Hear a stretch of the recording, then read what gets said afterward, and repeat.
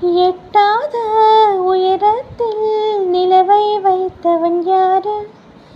கையோட சிக்காமல் காற்றை வைத்தவன் யாரு? இதை எண்ணி எண்ணி இயற்கையை வியக்கிறேன். எட்டாத உயரத்தில் நிலவை வைத்தவன் யாரு? பெண்ணே பெண்ணே,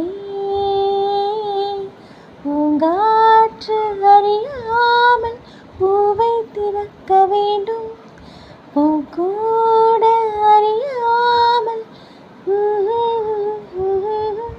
அடி உலகை ரசிக்க வேண்டும். நான் உன்